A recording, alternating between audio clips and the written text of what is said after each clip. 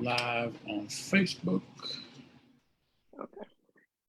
Yeah, it's popped up and said live on my on the screen. Okay. All right, so I'll get that situated. I'm about to go live on IG. Okay.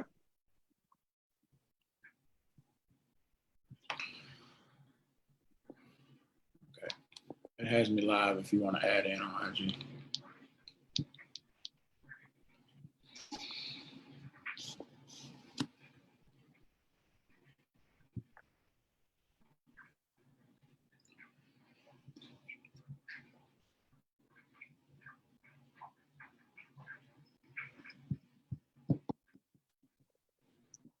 Okay. You said,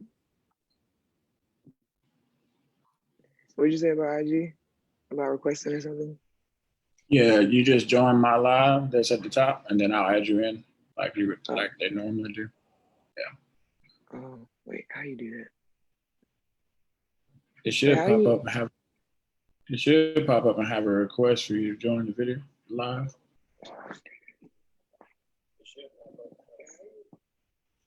Oh, there it is.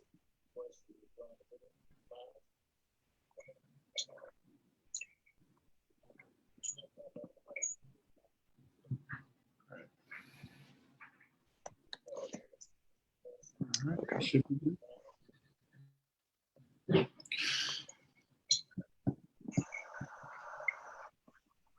Waiting for you. Okay, it says connecting.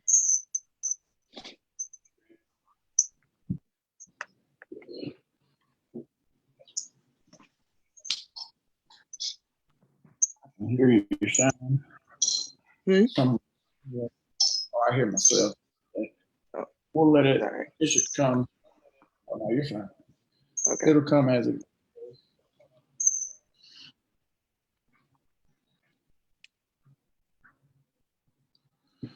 All right. We'll let IG pop up as it pops up. It still says connecting. It says connecting on my end. All right. Welcome to another Full Court Press with Coach Jay. I am live with a friend, former Gamecock and WNBA star Alaina Coates. We are live on Facebook and IG. If you have questions, come in and tell us about it. Ask us, and I'll relay the message. If not, you drop it on the video, and we'll go from there. I'm gonna start you out with a funny question that I start everybody out with. What is that one time as a basketball player that you caught that whooping, and you were like, "Yo, I got to go work to make myself a better player"? Shoot, honestly, it was probably after. I'm trying to think of what game it was. It was an AAU game, and it was like I think it was kind of before I got into playing for the high school, and we just got whooped. Like all positions was just getting whooped, and I was just like, okay, it's time for a change because that was not a good feeling at all. So, and I was really young around that age, so I was probably like maybe 10 or 11 when it was happening. But yeah, it was like my first AAU organization. But so this is when I first started. So I noticed it kind of early. Gotcha. So when did you, the IG connection went out, but I'll add it back in a minute. When did you started into basketball? What made you get started? Yeah. Actually, it was actually my brother. I would follow him up on a lot of stuff. Like we both did karate because I saw him do it and I was like, oh, I want to do it. We both did soccer because I saw him do it and I wanted to do it. And then he was playing basketball and I wasn't. And I was watching him play and I was just like, this actually looks fun. And I was around like 8 at the time. So mainly him. He actually was the one that like kind of watching him kind of got me interested. And then when my dad noticed my interest, he was like, okay, well then let's, because that's when we got the hoop, set it up in the front yard. Yeah, it was pretty much my brother and my dad that got me in, like really, really into it. Gotcha. It's back up on IG if you want to add back in. Just go in and I'll add. with that, I'm gonna take you a little roller coaster because I remember you. You were at Dutch Fork. I was at White Coach Summer and Tamisha Moody and Charnay and all them. But I remember the first time we were getting ready to play y'all. Well, I was like, I'm gonna be honest. I was like, she can't be that great. I mean, I know she's 6'5", but good Lord. So when I saw you play live, it was like, okay, she is that good. So tell me about your experience at Dutch Fork. I know you won a few state championships. I want to say 2 or 3. Okay. Two for basketball. Right. Yeah, in terms of basketball, I had 2. But just like my experience in Dutch Fork, like I personally had a great experience. I ended up starting for varsity when I was in the 8th grade, which caught me off guard because I did not think I was good, but I just, I was like, am I, do you think I'm ready to be playing with all these like upperclassmen and stuff? Like I didn't, back then when I was younger, I used to think like skill level kind of just like went with what like year you were, but eventually I was just like, okay, that's definitely not it, because people were saying like, oh, she do this, do that, da, da, da, da. And I didn't really see it as that. But I had a great experience. Coach Norris made it a really good experience for me. That first year, I was definitely nervous about it. But the first game that I ever played, we played Ridge. And I was just like, oh, snap. Like, Coach Norris saw something in me, and it kind of made me gain more confidence. Not that I didn't have enough. It's just, when other people, see what you're doing, and then it's kind of like a good like pat on the back, and then you get a lot of those patted backs, and then you just, keep going, keep going, keep going. And high school definitely was a really good experience for me. Although I do wish that there were, or at least some of the girls that like hit their growth spurts, like later on down the road, I kind of wish there would have been more taller girls, because when I got to college, that was something that I didn't, I wasn't necessarily prepared for, because, I'm 6'4", and everybody else, like the tallest person on someone else's team could potentially be 5'11". So right. Huge height advantage, you know what I'm saying? So, and I had to learn how to like, be stronger, be more aggressive, like, kind of have like that to you, because like high school, you can just stand there, they'll throw you the ball, catch it, turn around, shoot. College, you have short people who are like, they're getting low, they're pushing you really hard out of the paint and everything. And it's like I had to learn how to deal with that, because in college, from high school to college, it's bigger, stronger, faster. So, in high school, I didn't necessarily get the practice that I needed for that because of the height difference. But honestly, that's the only thing that I would change about my high school experience. The way it went, I'm happy with it. I got a good couple of rings. Of course, I got my lifelong friends. I got my girls. Yeah, high school was good for me. I enjoyed high school ball. So let's go back to 8th grade. When did you really get your growth spurt? How tall were you, let's say, when you entered middle school? And then when did you actually get your growth spurt? So before I got into 8th grade, I was already 6 foot. But I just know for a fact that like I hit 6'4" in 8th grade, and that was it. So 8th grade actually was when I stopped growing. From then before, I wouldn't even know what to tell you. You just peaked at one time. You were my height in 8th grade. I was 6'4" in 8th grade. Unfortunately, I grew up 3 inches, but it was all good. So with that, okay, let's talk. So when you first got to South Carolina, obviously everybody knew you were going to South Carolina. No, wait, before I go there, who was your biggest nemesis in high school? I think I have a clue who it was because I got to see y'all do battle, and I'm not going to tell you who it is, but I'm going to say you're gonna say the same person. But I got to see y'all do battle, and I think you ended up with 25 and 12 or something like that, and she had like 24 and 8. But you got the victory, and then you went on to win the state. I gave you a hint right there. It's only one person I seen battle you like that in high school. Not a. And we were. Are you talking about Kenya and Dorman? I'm talking about Kenya. Okay, yeah, that's my buddy. That's one of my best friends. I met Kenya when she was about 15. She came to a gym here in our hometown, and she played pickup on my team. So I walked in the gym, and I was like, I got her. She'll play with me. I told her dad and mom, said, she'll just play with me. We ran that night. And she was giving buckets. People was like, y'all don't guard her because she's a girl. She can play. So, yeah, me and Kenya ended up working out and stuff together. But I saw y'all play in the upper state championship game that year. That was a state championship game to me because. Oh, yeah, definitely. Yeah, wow. But outside of Kenya, who would be your toughest competition in high school?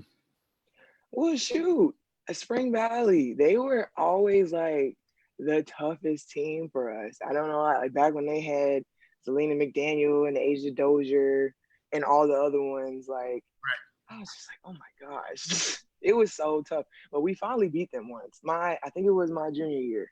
Yeah, because the first year we won state was the year that we beat them because Dorman beat them in the second round. Yeah, Dorman beat them in the second round, and then we had to see Dorman. Then we had to beat Dorman and get to O-Dub. But if I had to talk about rivalry, I would definitely have to say Spring Valley. We were always, it was always such a good game though. Dutch Fork and Spring Valley games were always a good game. Gotcha. So let's talk your first year at Carolina. You won freshman of the year, and so on down the line. You had a good year. I think you was co-6th player of the year as well. Some other award you had because I saw it. Tell me about that first year and the biggest adjustment outside of the speed and the physicality, because we'll get to that. But tell me about the biggest adjustment that you had when you first got there. Definitely the pace of everything, not even just the games, like the workouts, the conditionings, like it's hard because it's easy for someone who's at the next level to tell somebody what they need to do in order to be prepared for that type of speed. But in all honesty, you can prepare as much as you want to until you've actually gone through a couple of the things on the next level. You're not gonna really know what it takes to do it. Like, it's a lot. It's not that bad. Well, it's not bad as long as you like apply yourself and like you push yourself, because it gets tough. There were so many times at Carolina I was just like, yo, what did I get myself into? But in the long run, I mean, I had a great coach. We had a very successful run. I was fortunate enough to end my career with a ring, even though I didn't get to actually partake in that whole postseason series. But my freshman year, it was very telling for me, and I was glad that I was able to come in and make that much of an impact, because in the beginning, like, people were kind of already speculating because I think it was like the beginning of SEC and all that stuff, and then it was this girl, me and Jessica Jackson, and she went to Arkansas, and like we just kept going back and forth with the freshmen of the year in the beginning. Right. And then I was just like, oh, okay. So I was just thinking like, okay, I'm fighting for that. I don't know how the superlatives go. So when I saw that I got co-6 woman of the year, I was like, oh, because I remember I split it with, I can't remember. I think her name was Jennifer O'Neill. I just know that she played for Kentucky. I split it with her, and she was a workhorse. So I was just like, the simple fact that like I could come in and be up for grabs for a superlative like that with someone who played like the likes of her, I was like very honored. Like I never come into a situation. Well, of course I come into a situation with confidence, but just me being me and me being who, like how I was and how I was raised, I never come in like, oh, I'm the ish, I'm gonna come out here and bust. Like if I do have that mentality, this is gonna be real low. Like, I'm here, fight for my spot. I'm gonna bust your butt. I'm sorry, but it's business. But I get yeah. that. If you did it, I'm not gonna knock that. I'm telling you, I followed you from there to. I always said that if you developed a jump hook, which I'm gonna show you that later, but I was like, yo, 6'5" female with a jump hook, it's gonna be outstanding and unreal. But it's good. So let's talk. So the speed of the game. How was it your first practice with Coach Staley? How was it? I almost passed out. It was oh my goodness. So the very first one, it was actually when we couldn't. It was like during the summer, of course, and we can't practice as a team. There are certain rules. I still don't remember it to the T. I just know that you couldn't practice as a unit. Right. So we were doing we had to do these individual things. So I think in my group it was me, Elam Ibium, Alicia Welch, and then I feel like maybe Wilcom Montu. She was a senior my freshman year. I'm pretty sure we all were in the same group, but even though so here's the thing. So I came in the gym early and I was watching the other groups before me and I was just like, oh, okay, this stuff don't look that bad. Going back to that pace thing, that thing was a faster pace than what I thought. I almost died. I'm not gonna lie to you, I almost died, but I made it. We got some extra conditioning sessions in and then I was good to go. So I played at Western Kentucky and Cal State Fullerton. So, I mean, Western Kentucky was a good physical set of basketball. We were a championship team. I got to Cal State Fullerton. It was a little bit more about pace. It wasn't as physical in California. I was physical, but the basketball in general wasn't physical. So tell me about your first real practice and the physicality of just your teammates, first of all. And then let's talk some of the physicality of playing the Kentuckys, the Mississippi States, and so on down the line. Oh, well, we had like really, really good men's practice players. So I was out there getting beat up. Like first practice, when we would put the plays in and stuff and all that stuff, cool. When they got to the scrimmaging part, it was busting my butt. But it's only because it was the first practice. Of course I'm giving it my all, but right. I'm just like, can we go a little bit slower? But of course you can't sit here and do that. You have to be able to adapt. You have to be able to pick up on it because it's like in the league, you need to know your stuff in a short amount of time because training camp is short. And something like not knowing plays could get you cut. So it's better to implement that stuff now than try to wait. But yeah. So at what point in your freshman year, and I know about that because I played in the D League. We had 18 guys in training camp for a 10-man roster, and 5 guys got cut in the first 3 days because they couldn't figure out the triangle. So I understand that. But what point at what game in your freshman year did you say okay, now I'm hitting my stride. I know I'm going to be really good at this. Probably 3 games in. I feel like I did really well for my first game. I feel like my first 3 games, especially when we got into conference play, but definitely the first 3 games coming in because I was coming in and I was doing really good things for the amount of minutes that I was getting because my freshman year, I want to say maybe average between 22 to 25 minutes. But in that time span, you got me cranking out double doubles, So I would definitely say by my 3rd game, I was like, okay, this isn't just some lucky stuff. You can do this. You can hang with the best of them. So let's get at it. With that, how much pressure did you feel going into your freshman year? Obviously, coming out of Dutch Fork, you were the best player in the state. In my opinion, you were the best player in the state that year. And you probably some would say best player, you were top 25 in the country as well. How much pressure did you feel going into your freshman year to perform? Not necessarily from your teammates or your coaches, but from the city, because I know Columbia is the Mecca, so it's the city. So how much pressure did you feel? I was feeling like a lot of pressure because you had to think about it. Coach Staley, she, had been doing what she was doing, and then she started adding. She calls us her puzzle pieces. She started adding different puzzle pieces that were starting to contribute to more and more success. Like, I can't remember who else she brought in the year they went to Sweet 16 for the first time, but like they ended up hitting Sweet 16. They were doing all this new stuff under her regimen, and then like you had Lisa and Ellum come in, then you had Tiffany, Mitchell, Khadijah, Tina, all of them come in, and they're doing stuff, and each year is being more and more successful. So I felt a lot of pressure because it's like I don't want to come in and they'd be like, oh, well, their class of da da da da da really didn't do anything.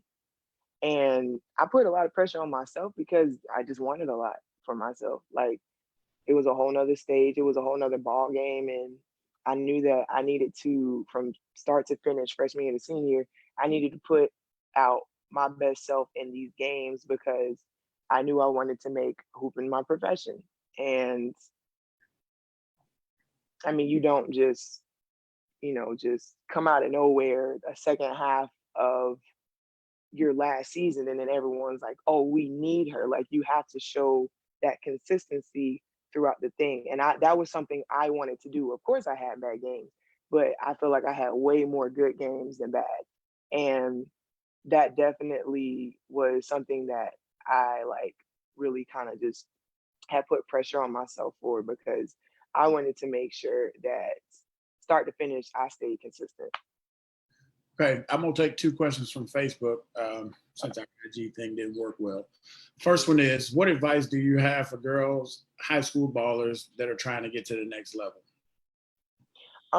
I would definitely tell them to hone in on the things that make them different from everybody else, while at the same time make sure that you're solid with the basic skills. Like, okay, everybody should be able to know how to make a layup. Everybody should know how to shoot a free throw. Everybody should know how to do like the basics. But because, and I say this for me because people point it out a lot. Like for me, something that I honed in on that would separate me from a lot of other tall bigs is how well and how often I sprint the floor. And I know that's something that sets me apart from a wide variety of post players. So especially in high school, like I would take advantage of that. But just like as an example for the question, that's what I would use. But I would definitely say like make sure you're solid with the basic skills, but the things that make you individually special and an intricate puzzle piece to what is your team, hone in on that stuff because it sets you apart. And um, seniors who like want to play professionally, that's something that coaches look for. Like you have to be able to be coachable, of course. You have to obviously be able to play, be able to produce in some way, shape, or form, which is a big misconception with like the league. Like yes, like they would love to have scorers, they'd love to have like top rebounders, but they care about the role players. They care about the ones who sprint the floor to get back on defense. They care about the ones who dive to get loose balls. They care about that stuff. It's not just about scoring and rebounding, which is what I feel like people are kind of just starting to get away from. They're just like, oh, well, as long as I can shoot, I'm good. No, you got to be able to play defense. You got to know how to comprehend plays. You got to know how to go off. You got to know how to freestyle it when the play goes off of the tracks. You got to know how not to play on train tracks. Like it's so many other things, but even with just those things alone, that could set you apart. Right. The next one is, what advice would you give younger student athletes on handling the recruiting process, seeing that the transfer portal is insane right now and it is out of control? I feel so my whole thing in terms of choosing a school is don't pay attention to what everybody else is doing. Because at the end of the day, you're not gonna have the exact same experience as anybody else. You need to take your time, do your research, see what program is good for you, see what school period is good for you. Like, if you already know what your major is, make sure all that stuff aligns. It's not just about basketball. And this is coming from somebody who really did not like school. Like, basketball is not the entire world. You still have to worry about the academic part, unfortunately, but you have to do it. So I feel like um, the best advice I would say is just take your time. Don't worry about what everybody else is doing. At the end of the day, there's only one you in this world, and no one else is exactly like you. So you know what you like, you know what you don't like, you know what's best for you. So I definitely would just say, just mind your business and we're going in your own lane. Since we're on recruiting, let's talk recruiting a little bit. I know you had a kind of a big recruiting process. You ultimately chose South Carolina. So I'm going to give you two questions.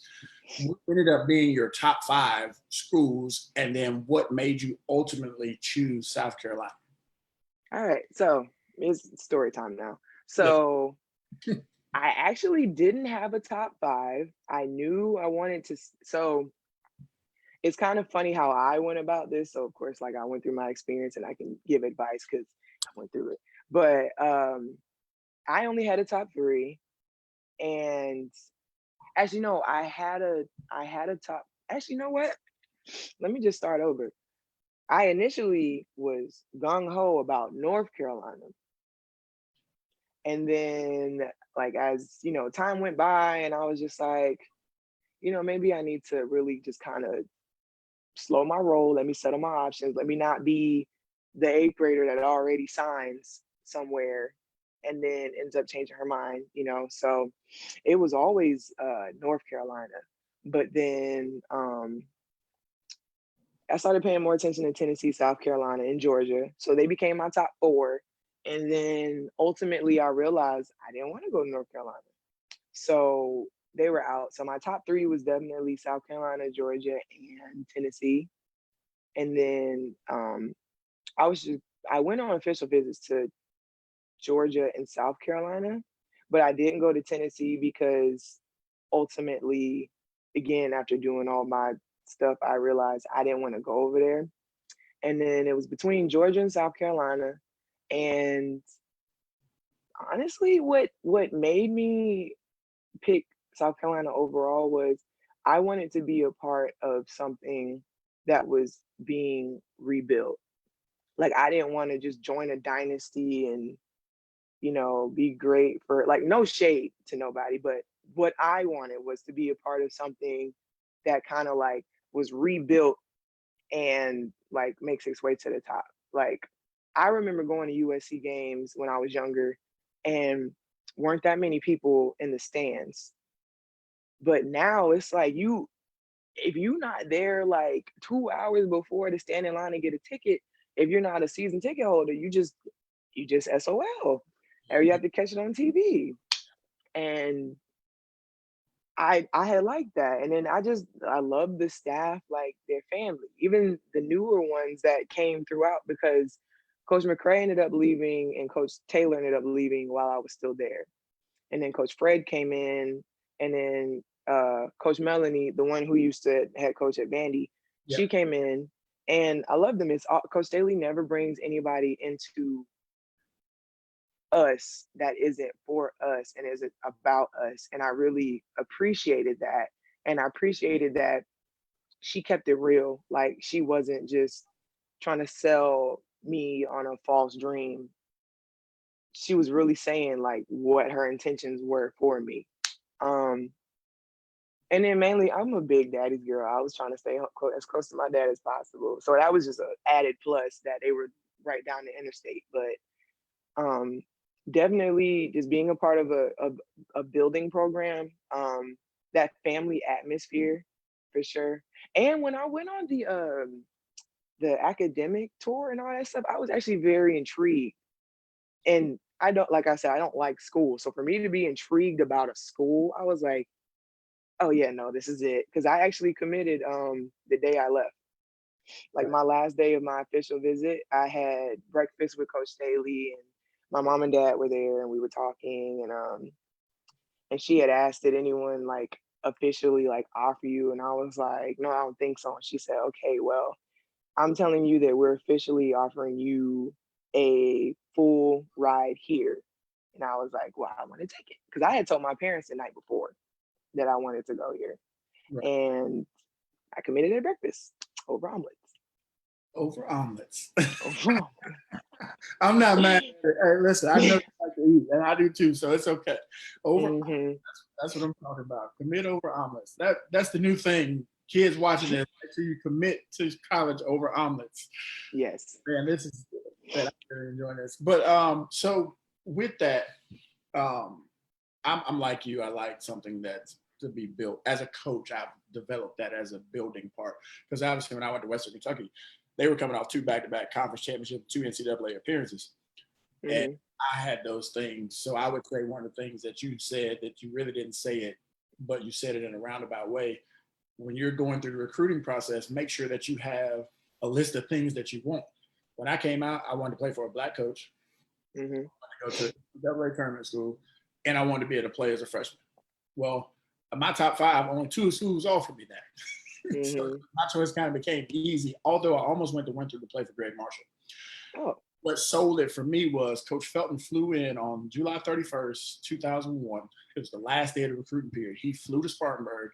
My dad called and woke me up. He was like, you need to get your butt over to that camp where Coach Lau at, because Coach Felton is there waiting on you. He want to talk to you. And I'm like, why is he here? He was like, you just need to get up, and hung up on me. I was like, all right. So I get up and go over there. He talks to me for 2 hours and gives me this whole vision of what he envisioned for me as a freshman and an overall program, although he left me after my freshman year. But the fact was, I was like, okay. So we took another week or two, kind of like you did with your parents. Me and my dad took another week or two. Think about it. I was like, yep, that's where I'm going. All right, so now I'm going to fast forward you back a little bit. Your sophomore year, Asia comes in. How was that the recruiting part of it? Because I know it was her recruiting process was a big deal, but how was it when she came on campus for the recruiting part? And then how did you guys mesh together that first year? Because to me, y'all were the best tandem in the country. I just think it took a couple of years, obviously, to get it situated. But how was that? Well, now here's the funny thing about it, because, and it's kind of funny that I think about it, but I guess no one ever really thinks back to the AAU days. Asia and I had been playing together for years.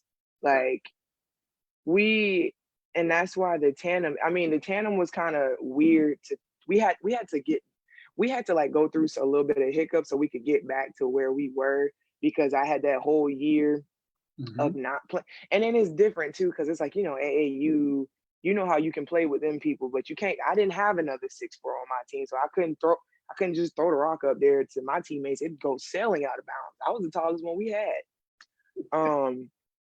But it honestly, her visit for me was weird, because it's like I had to be in recruiting mode in a sense, but like was my little sister, so it felt weird. Right, but yeah, it was a good time though. It was just like, it was just weird that she was just there as a recruit instead of like as my teammate, because I was just like, it was just so different. But yeah, that experience went the way it did. But they had been recruiting her hard, of course, because I think her top 2 was us and UConn. Yeah. And shoot, I remember the day she committed. We watched it on TV. I was in my room. I can't remember which one of my teammates was in there, but 2 of them was in there. And then as soon as she said South Carolina, I started jumping on the bed. I ran out the room. All my teammates did the same thing. We went running in the hallway. We were like, yeah, she's coming. It was a fun time, actually. And then Coach Haley was like, we got her. So I feel like recruiting Asia was fun, actually. I'm not gonna lie to you. So let's talk about, I know as a freshman, you said you felt pressure to come in to perform. So now that she's there with you your sophomore year, I'm kind of gonna walk you all the way till you get to where you are now, okay? And we won't touch, there's some other stuff we'll talk about kind of off, but we won't talk about it on here. So what? She is taking over. No, it's not where we'll talk about that in a minute. I'll get to that, Hostman. So let's talk about your sophomore year. Now both of you are there. You were the prize recruit coming out. You're a freshman, you're out of high school, your senior year. Now she's the prize recruit in the whole recruiting class for 20. What year did you come out? 17. Yeah. No, you came out of college in 17. Oh, high school. 13. Okay, Sorry. so now you were a prize recruit in the state of South Carolina for 13. She's prize recruit for 2014 for the nation, pretty much. Talk about that pressure that then started to build on that now that she's there, and then the expectation that you have to beat UConn. Well, her coming in, I didn't really I guess, phase me in terms of pressure, because again, we had amazing chemistry. We had played together. We were already friends. Right. So, and that off-court chemistry is just as important as the on-court chemistry. Right. So in terms of that, I actually felt less pressure because I knew what we could do together. That's why I got so excited when she said she was coming, because I was like, oh, we about to show everybody. It was just the, AAU teams and whatever states we was going to go play and what we could do. It's like, now the whole nation can see what we can do. But I did feel pressure, not because of her, but just because granted, we had Ellum still there as a role model for us, but I knew when Ellum left, it was just going to be me and her. And I did feel a little bit of pressure to find a way to be a good leader in a sense towards her, or in a sense a mentor, I guess. Because it was me, her, and Jatari White was there. So I was going to be the next oldest post player. And I had leadership skills, but college is a whole nother ball game. It's I really don't even like to, yell and talk and all that stuff. But of course, as time went by, I got better with it. I went from barely, yelling on and-ones my freshman year to going Super Saiyan my senior year. But yeah, I feel like I myself pressured myself more because I had such a great freshman year. I wanted to continue my sophomore year too. So yeah. Okay. So now I'm going to take a pause in where we are. Just remember, we're in your sophomore year. Mm-hmm. I got a couple questions from Facebook. It's 3 of them, so we'll talk them. The first one is, what was the playing experience like for Coach Daly? Oh, it was fun. I always call her a little chihuahua, because she got bark and she will bite, but she's just the cutest little thing. But playing for Coach Daly was really great. She knows what she's talking about. She's won Olympic medals. She played in the W. She was successful in college. Yes. And then I actually really appreciated the fact that she was a point guard, because the way she coached us, it wasn't oh, I'm a point guard, I'm really just gonna give the expertise and stuff that I know to my point guard. No, while she was playing, she experienced it all. She watched it all. She's seen it all. She's very observant. She retains information very well. So she was able to give the point guards what they needed. And what I really liked about that was she would tell us what our point guards needed from us, and she would tell the point guards what we needed from them.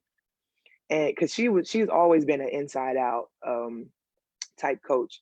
Right. And of course, when me and Asia were in together, they were definitely we're going inside first. So yeah, playing for her was great. She knew what she was talking about. She genuinely cares about her players. Lord knows how many times we got together at her house for random pool parties, or they take us to the fair every year, for Christ's sake. They genuinely care about us. And I know how yeah, exactly. It's and she was the type of coach that made me want to go out there and play hard so we could win for her. Okay. The next one was, what is a game day experience like at South Carolina? So walk us, basically, I guess they want you to walk us through a game day. Okay. So if I remember this correctly, we'll go with a night game type thing. So, give us a home. Right. So for home game. So what we would do is we would have shoot around at a specific time. And then right after shoot around, we would have pregame meal. And depending on if it was an early game or a later game, it would either be breakfast food or like other types of food.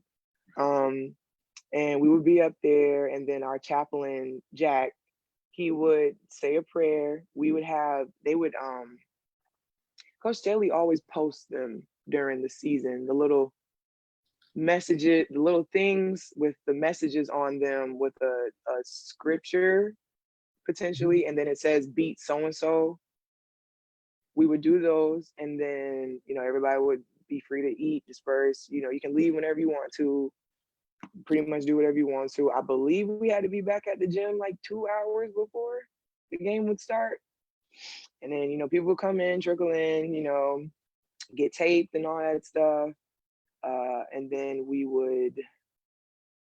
I might be out of order potentially, but we would either go on the floor and do some free shoot and then have some film, or the other way around. Right. And then we would get ready to run out. The first time, no, we ran out once, right? Yeah. Sorry, I'm really just trying to remember it all. It's been a Oh, minute. no, you're fine. Yeah, I think we only ran out once. So yeah, so then after that, we had like a couple minutes in between to like get yourself situated, because after that we ran out, and then after that it was warm-ups and then game time. Okay. One more question, and then we'll pick back up where we were.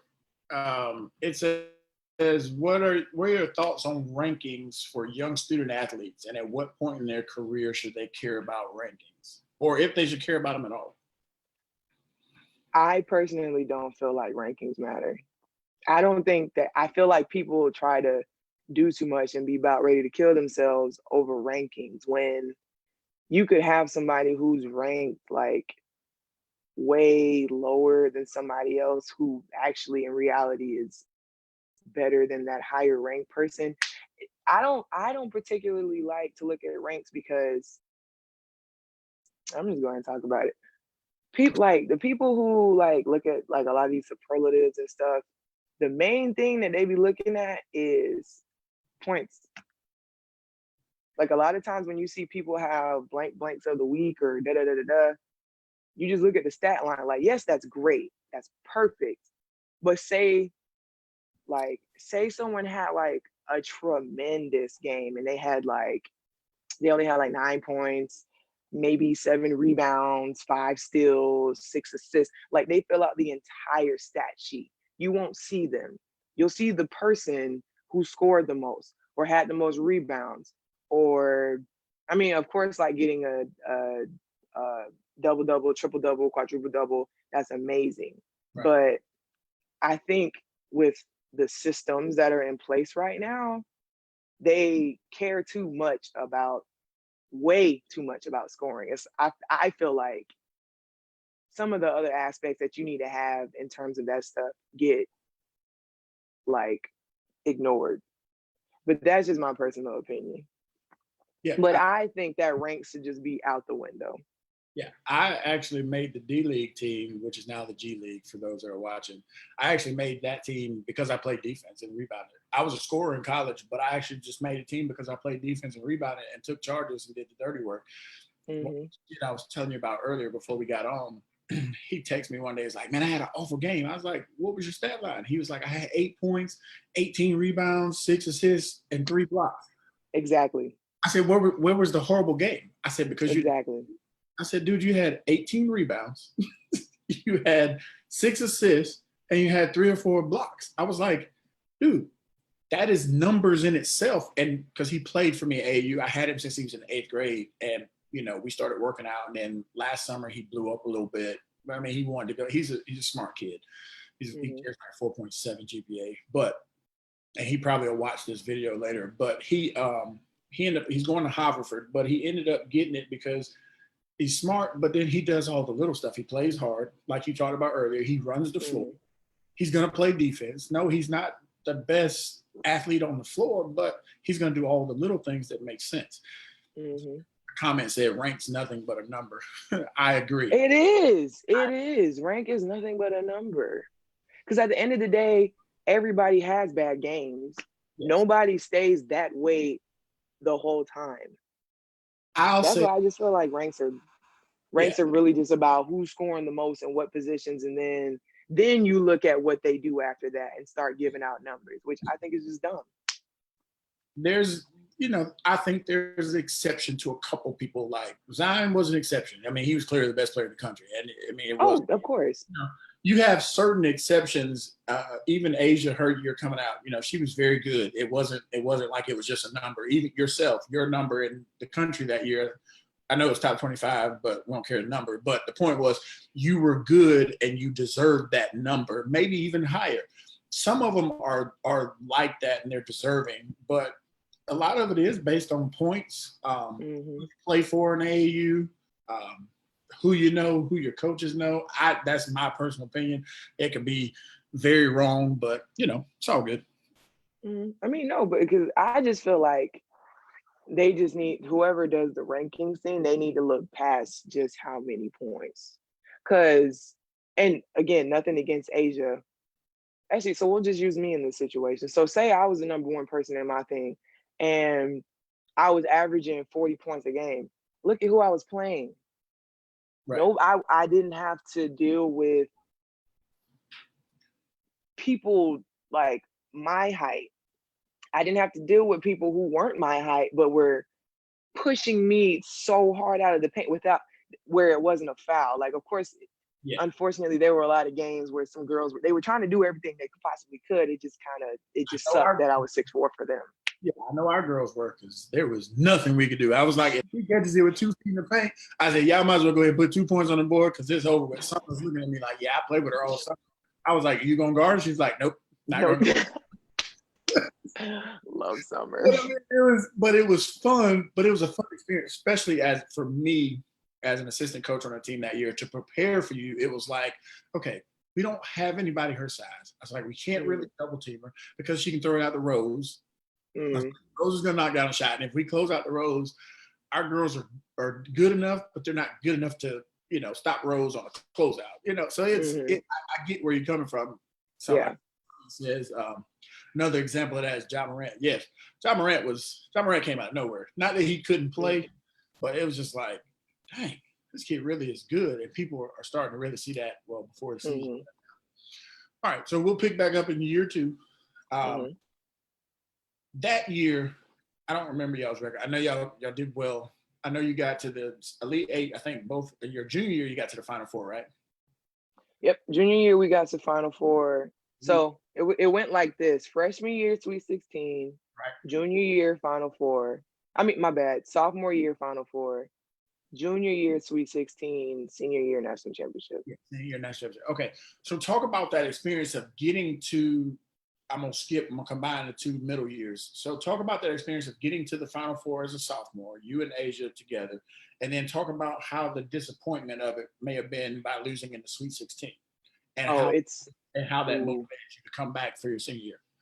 It sucked so bad because that was Tiff and Khadijah. Oh, wait. Yeah, that year we lost in the Sweet 16, that was Tiff and Khadijah and Tina and them senior year. Like, I saw how Lisa was when we lost to Notre Dame by 1 in the Final Four. I was like, oh my God, I don't want to feel that. And I've always been this way. Even when I was in the 8th grade, I always go hard, especially during playoffs, because I want my seniors to win. I've just always been that way. Right. So us losing in the Sweet 16, and then it was just so unfortunate because we lost to Syracuse, and then I want to say it was the year prior, maybe. It was either my first year or my second year, but we straight demolished them at home. I think it was second round. It was second round. And then it's just it was disappointment because it's a team that we knew we could have beat. It was disappointing because, the season was over, and it was super disappointing because I'm looking at all my seniors' faces and they crying and boohooing. I'm like, I don't want to feel this at all. Never. I never want to feel this. So that definitely lit a match under my butt. Now, unfortunately for Asia, she also lost her senior year, but she still got one. I just never wanted to know that pain of going all these years and like you get to your last year and it's finally like your turn, like you a leader, you this, you that, and then the dream is just over. Well, not the dream, but like that part of the journey is over. It sucked. So that was definitely motivation for me, and I know that was motivation for Asia. We just hate to lose. Our daddies installed that in us. We just hate to lose. My wife gets mad at me because I hate to lose too. Yeah. I listen. I'm gonna tell you as a player because I was a little attitude, but I can't stand losing. I can accept it now. Like as a coach, I tell my kids this. Like if you're playing for me, I tell them, hey, I can take us losing, but I can't take us losing and not playing hard. Yeah, exactly. We're playing hard, and that team just plays harder, or they're just more skilled and they beat us. Kudos to them. We'll get back in the gym and work on it. And I'll figure it out from my end because you did everything you were supposed to do. But if you're not going to play hard, I can't. I can't stand it. I don't sleep after losses, even as a coach. Like, and then being overseas and you lose a game, I'd be up to like 5 or 6 in the morning. Like, why did we lose this game? Yeah. But so, would you say you had the same motivation that Michael Jordan had with the Bulls when they lost in '90 to the Pistons? They went right back to work instead of going on vacation. I had that mindset. I just didn't. Well, I kind of just waited until like stuff started happening in terms of like our workouts and all that stuff before. Okay, so basically I had that mindset, but I didn't necessarily like go in the gym and do extra stuff that much. But when I came in, like for practices and workouts and stuff, you got all of me. Right. Like, of course there were days where I was just like, oh, I'm sick of this. But 99% of the time, you got all of me. And that mindset that they had, especially going into my senior year, I was just like, okay, this is your group. You're the captain, you're the leader. Like you're the senior. Like when times get tough, you have to help lead your troops in the battle. Right. And I knew that mentality I came in with, like my freshman year, I couldn't have that. Like my mental mindset, which is something that Coach Staley always says. I can't remember what she said word for word, but basically your mind got to be right. And senior year, I made sure that my mind stayed right because I had a goal. I wanted a ring. Even though I didn't get to contribute to the last part of it, I helped contribute to the beginning of it. And I feel like with, the stuff that I helped do, we won some very clutch games. Like when we played, was it Louisville? Louisville, in Hawaii. Keep talking. I got a quick knock. Keep talking. I can hear you. Okay. It's like we played somebody, but I know it was Louisville. And of course, Louisville's always been a tough team. And in games like that, like the mindset was just completely different. Like my freshman year, I'd probably be like, oh, okay, it's a big name. Like we're going to have to do way more than what we normally do, although it wasn't necessarily like that. So I'm gonna get to your senior year because I'm gonna tell you, as a fan that followed you, like literally once you left Dutch Fork, I was like, why is my girl not playing? Like, where's she at? But question from here again, knowing the task at hand, even the previous years of getting into the tournament, do you think the preparation is the same today to get to the tournament? And you talking about a national tournament? Yeah, NCAA. I don't feel like, I don't really necessarily feel like all the teams take advantage of, well, let me not say all the teams. I feel like some top teams don't take advantage, or some teams that are kind of like on the bubble that have been like, that are like rebuilding, like Mississippi State, for example, because, they also rebuild. Yeah, I know that. We're going to talk about them. Yeah. Dang, what? Can you read the question again? I low-key forgot it. It was just Oh, saying wait. the preparation is the same to get to the tournament. Okay, yeah, I kind of feel like because you kind of pretty much know what you're gonna get in terms of conference. Because I mean, especially if you've been in it for like 2-3 years. Because I mean, hello. But I do feel like people don't necessarily prepare themselves in the non-conference season. Like I've seen some top programs before just play a bunch of people who you know they was just gonna smack. It's like, what does that do for you? Like, you're not gonna be playing against them in the tournament 9 times out of 10. You're gonna be playing against the UConns, the Baylors, the South Carolinas, the Tennessee. Like, I feel like some people don't have that mindset of we need to be ready for the tournament at the very beginning. Although it is important to take games one day at a time, but I just feel like in terms of a coach, like that always still needs to just be in the back of your mind. Like, yes, you have to take day by day, especially with you have games to get you to this point. But I feel like they could make it a little bit tougher, honestly. There's just been some situations where I feel like the non-conference has been super soft, and then it's kind of bit them in the butt because the conference, you're just playing against the same people low key. Not saying that people ain't good and all that stuff, but it's very, I don't know. For me, it was rare to see someone or play against somebody else from our conference in the national tournament. Like the only time I remember that actually happening was when they played Mississippi State. So yeah. So how were your battles with Mississippi State? You have 4 regular season championships, right? And 3 tournaments. Which tournament did you lose? My first year. We didn't start winning the tournaments until Asia came. Okay. So she has 4 tournament wins, but 3 regular season wins. I have 4 regular season, and she has and 3 tournament. Okay, so y'all are just the opposite. So talk about some of the battles with Mississippi State. Let's talk your senior year. Let's get there now. Oh, it was fun. They did that stuff in the news where they was just like pitting us against each other, even though we didn't have nothing against nobody on the team. It was just business. Them games were always fun, especially after they started to like get better and they was really popping like that. Oh my gosh, playing them was so fun. I'm not gonna lie to you though, playing against Morgan used to annoy me because she was just so little and like so crafty. She could just block and weave through all the traffic. It's like you had to get your timing right to block her shot because she knew what she was doing. But playing against Mississippi State was always a fun game.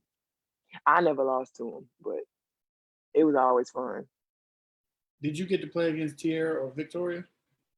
All the time. Yeah. The only time I didn't play against them was my senior year I played them in pretty much every championship. I played them in one championship of the 3 that year because we needed to beat them to get the regular season championship. Right. We beat them to get the tournament championship, and then we beat them to get the national.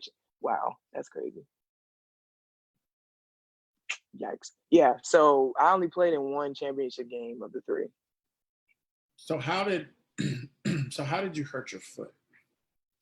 So we were playing Missouri, and someone missed an assignment, and I noticed that their man was wide open, and I didn't want them to just willingly score. So I went over to go try and block the girl's shot, and when I did that, I ended up stepping on her foot. Of course, I fouled her, but my ankle twisted, but instead of like twisting outward like you normally would twist your ankle, it went inside, and because it was like on something and the ground wasn't right there, it just kept going.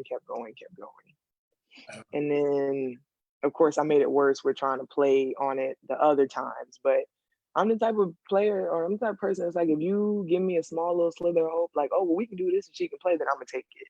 That's just how I am. Right. But initially, that's how I hurt my ankle. So how disappointing was it not to be able to play for the national championship, but at the same time share the excitement that y'all wanted? It was just really frustrating because I had never had an injury. Well, first of all, the fact that I had to suffer every senior's nightmare, it sucked. And mentally it messed with me because I mean, of course, stuff can happen, but you never really think that it's gonna happen to you. Absolutely. So when it happened, like I really just didn't know how to handle it. But of course, like I was supportive of them throughout the whole journey because again, like I was still my team. And like as soon as the confetti was dropping and everything after the buzzer sounded for the national championship, I was just like, I had to tweet because like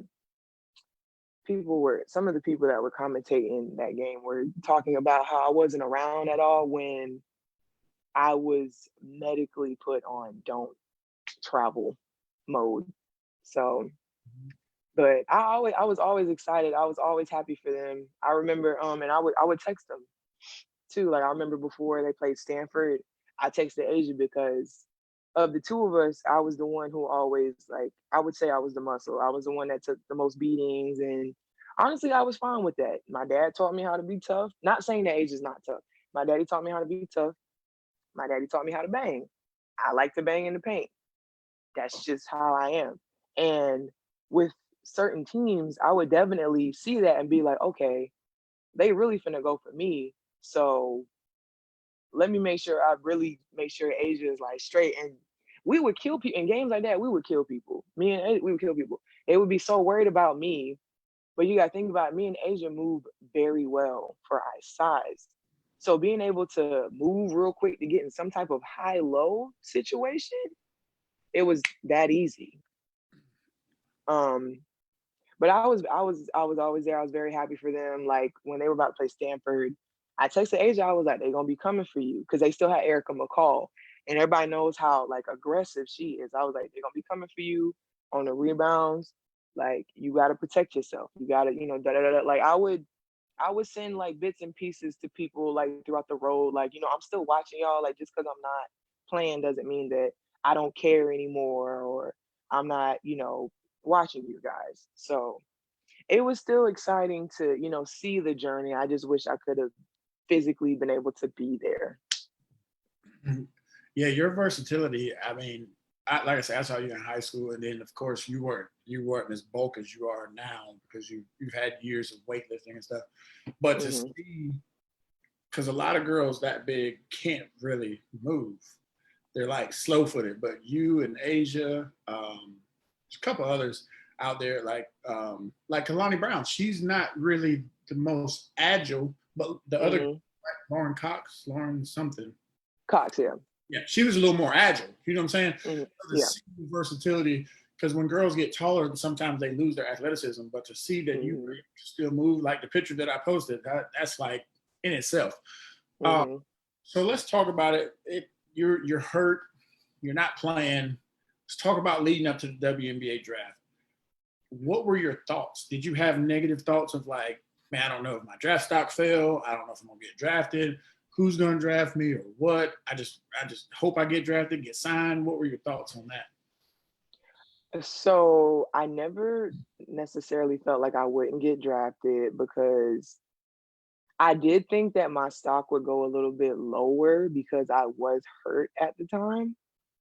Um, but aside from that, I mean, I wasn't like stressed out about it or anything. I kind of was just like, okay, I was really just thinking like, where am I gonna end up and when are we gonna get this rehab started? Because the day of the draft, I was still on my little scooter with my cast on. Um, so I was really pretty much just kind of waiting to see where I was gonna go. That's why my react because people that saw my reaction on the TV, some of them thought like, "Did you not want to go there?" I was like, "No, it's not that. I didn't know I was gonna go number two. Like it caught me off guard." Right. And then I knew that Chicago low key technically needed guards too, so it that also caught me off guard. But in the moment, I was just like, "It's fine. Like I'm happy. It's cool." But yeah, I was never like stressed about it. I kind of just had it on my mind a lot, but mainly so the rehab situation because if I could have got on the floor that what should have been my first year, I would have. Right. How was it being there with Was Sylvia still there? Faust? When I went to Minnesota? No, when you went to Chicago. What No. was there when you were there? So when I first got there, it was Stephanie Dolson, Cheyenne Parker. Oh my gosh, who was our other big? Oh, Stu.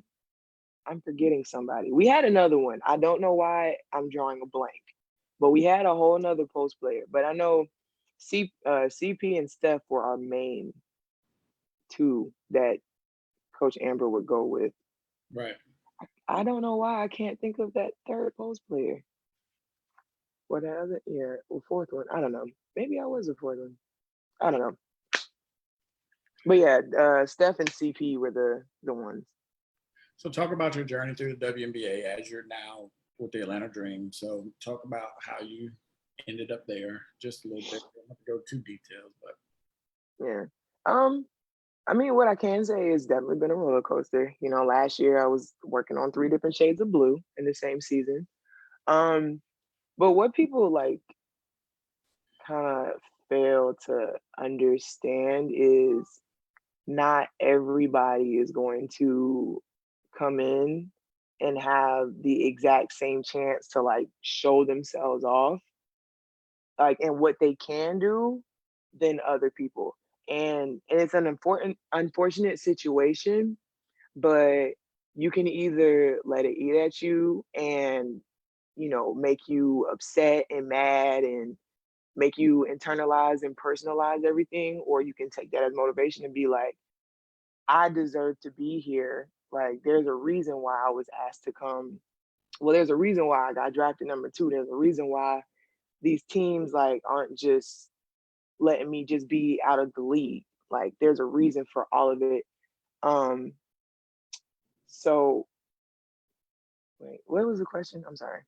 just talking about your journey through WNBA and how you've persevered. Yeah, it was tough. I mean, it's still a journey. Me and Amanda Zowie B, we actually got close over a span of like maybe 2-3 weeks.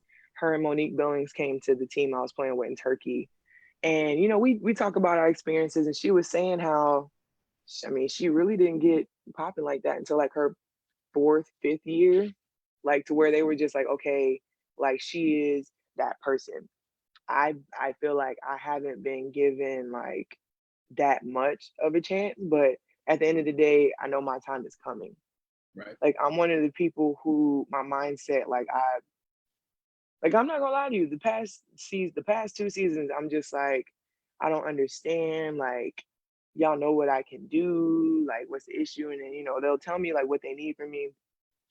You know, I might work on it and then, you know, it's still nothing. But at the end of the day, I just know my time is coming, and I'm just continuing to work on myself, make sure I stay in shape and be in the gym, because when it's time for me to be with the coach that truly believes in me and my name is called to go get in that game, I'm gonna be ready. Right. Well, I think that can kind of conclude it. I really appreciate you spending. You've been on with me for a little over an hour. Appreciate you spending an hour out your day. I'm gonna take us live, and then we'll be good. Thank you all for tuning in. This video will be posted on my page. You can go back if you have questions. You can drop them, and I'll get them to Alaina and get answers back to you.